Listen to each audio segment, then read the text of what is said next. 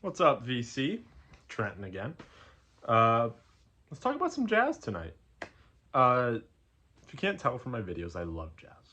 I got into jazz pretty heavily about a year and a half ago. That's when I really started digging in deep there. It's become a genre that I absolutely love. I mean, it's probably one of two that I listen to the most. And if you're like me, I love to do a lot of research. I love getting in deep into music and stuff. I mean, it's probably why you're here watching.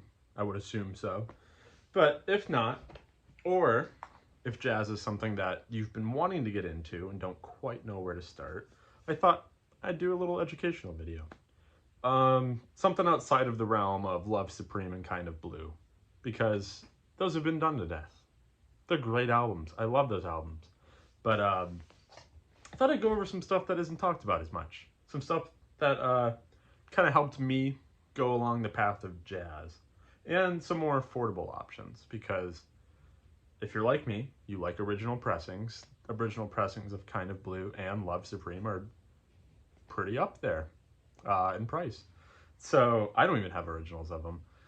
I've seen originals of them, but I'll get there eventually. It's not high on my list at this point. Uh, anyways, moving on. I thought I'd talk about three kind of main genres. Just picked a few from each, so nothing too crazy. I'm not going to go super in depth about labels and the history of jazz, but I decided to pick some for hard bop. A little bit more psychedelic guitar leaning, because if you're like me, had a rock background, and that stuff really helped me get into the genre more. And then some jazz funk too, which again also really helped me get into jazz more. Helped me learn players, helped me learn jazz as a whole. But anyways, again, not going to go too deep on this. I thought I'd start with one that is very affordable, and that is a great option as, a first jazz album, or just one you don't have yet. And that is the best of Wes Montgomery. It's on the later Riverside label. If you don't know, Riverside is a pretty major jazz label. Some really great stuff. Bill Evans, Wes Montgomery, Cannonball Adderley, and a bunch of other people. But the reason I chose this is because, one, it's like 10, 15 bucks at most. But it also features 5 different groups on here. And for that price and the amount of different players you're getting, I mean, really hard to beat. And if you're like me, you love guitar, came from rock, so what better than jazz guitar? Moving on. We've got a big hitter in the realm of jazz, and that is Lee Morgan. And yes, look at this cover, I know. Looks like it was probably left in a basement, but I got it for cheap. This is on Blue Note. If you don't know Blue Note is one of the big primary jazz labels. They're doing reissues of their classic series, which is just like classic albums in their catalog, and the Tone Poets, which are a little bit lesser known. Not all of them, but some of them are lesser known titles, but all really done really well. I love Lee Morgan, as most people do. He really hasn't made a bad album, in my opinion. I love this album, Cornbread. He's a great place to start if you want to start out in jazz.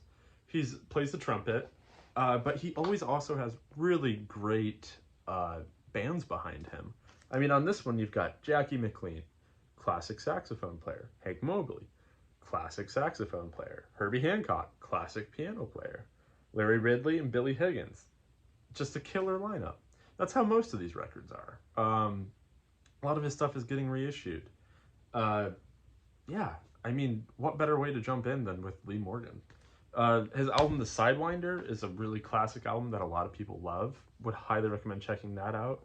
I like The Rump Roller, and some of his later stuff, too. His self-titled one is really good. His Lighthouse set is very good.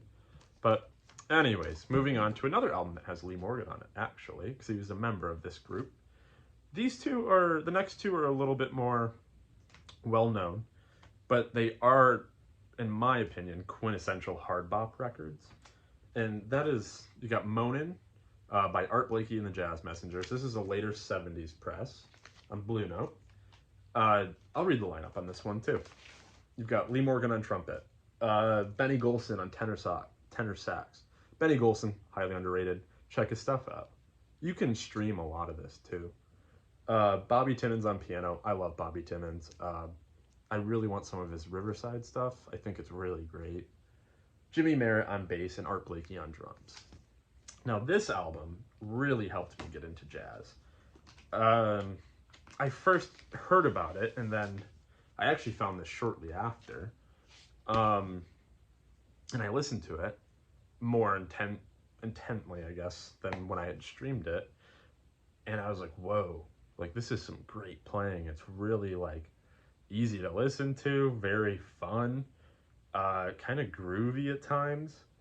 So that is a great one to start out with. It's got a classic lineup with some great players on it. And same for the next one.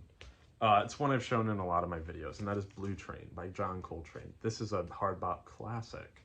Again, on Blue Note. You know, one of the defining hard bop albums. I think we can all agree on that. You've got Lee Morgan on trumpet, yet again. Curtis Fuller on trombone, which you don't hear much trombone, but Curtis Fuller comes to mind for me. Coltrane on sax, Kenny Drew on piano, Paul Chambers on bass, and Philly Joe Jones on drums. Now, that is a killer lineup, and it's a killer record.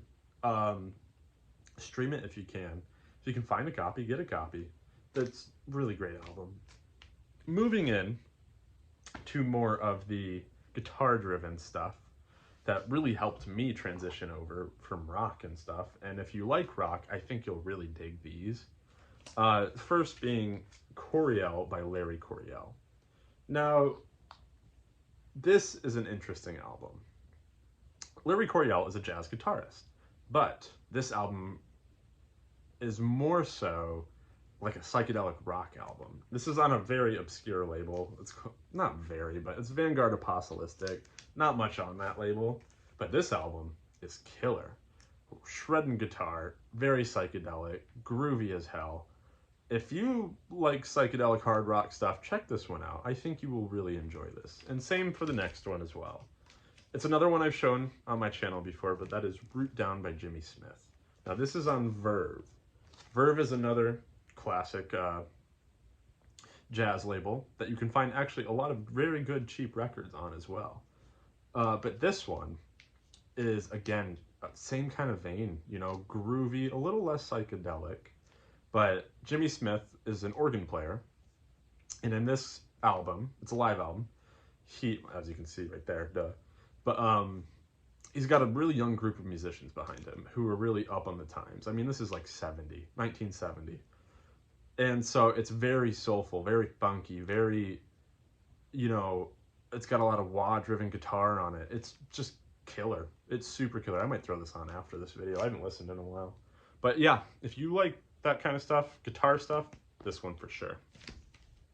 Now this next one is again, a very affordable record. The Root Down is a little bit more, it's a little bit rare of a record. This one you can find online for 20 bucks, 25 bucks. And then it's called Darkness, Darkness by Philip Upchurch. Now this record is great. It's on a label called Blue Thumb Records. Some Crusader stuff on there. The Jazz Crusaders are a great place to start too. But I love this album. If you like guitar, this is like a quintessential album to me.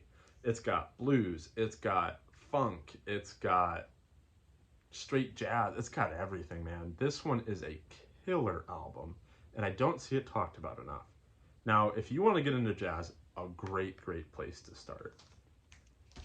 Now, the last one we're going to talk about is jazz funk, because I also come from a little bit of a funk background. I love funk, I love soul. So these next four, and the last four I'm going to talk about, are all very funky, but they also do feature a good amount of guitar on some of them. The first being one of my favorites, who I've talked about before on this channel, and that is Grant Green with Green is Beautiful. Again, on Blue Note. Blue Note is an amazing label, but very funky. This one is really great. If you like guitar-driven, you know, funk and stuff, check this one out. This is right as Grant was starting to get on his funkier side. His early stuff is great too if you want more of the hard bop side. He always had great players with him, a lot of organ players and organ trios. I highly recommend checking out his stuff with Sonny Clark, and who plays piano, and Larry Young, who plays organ. I love him with Larry Young. And Big John Patton, too. He has some really great stuff with Big John Patton. But this, if you want funky, go this way. The next is one that I don't see talked about ever, I guess. But that is Turn It On by Sonny Stitt. Sonny Stitt is a really great saxophone player. A lot of his early stuff can go for good money, but this is on Prestige on that purple label. So I think like 69 is when this came out. But this has Melvin Sparks on guitar and Idris Muhammad on drums. If you have those two on your album, it's going to be a really funky affair. So if you want something funky and cheap, this one right here. It does not cost much. I mean, I think maybe 20 bucks for a really clean copy, but this is a really great album. Next is a classic jazz funk album. This one is usually pretty highly rated by a great trumpet player as well, and that's Blackbird by Donald Byrd on Blue Note yet again. This one is so funky, really bass heavy on this one, but great tunes. I think this came out, earlier 70s, mid 70s, somewhere in there. But again, you know, you've got another Blue Note. I don't even know if it says who's in this one, who the lineup is. Sorry, I can't find it. But regardless, again, you want funky? Head this way. I would choose this over Headhunters probably most days, personally. I love Headhunters. It's a phenomenal album. But I like this kind of funk a little bit more. It's a little bit dirtier. And the last one I'm going to talk about is one that is a phenomenal album. And it's a very appropriate title, in my opinion. And that is Fire Eater by Rusty Bryant. Again, this is a later Prestige green label. Just a killer album. Some really great jamming on here. Rusty Bryant is a sax player and also a great sax player at that. This one you've got Rusty Bryant on tenor, Bill Mason on organ, Leon Spencer on organ, Wilbert Longmire on guitar, and Idris Muhammad again on drums. If you find anything jazz related with Idris Muhammad, it will be funky. The man is the master of the groove, in my opinion. I love his drumming. This one is a little bit more expensive, but you can stream this one. A great place to start for jazz funk. Now, I know that that's all I got. I thought I'd just show some quick albums, some stuff maybe that you haven't heard of, that if you want to get into jazz, or you're already into jazz and want a few more recommendations, it's some great stuff in there. A lot of those albums really helped me I wouldn't say transition, but get more into jazz, deeper into jazz. And I'll leave you with the best piece of advice I ever heard about jazz. And that was,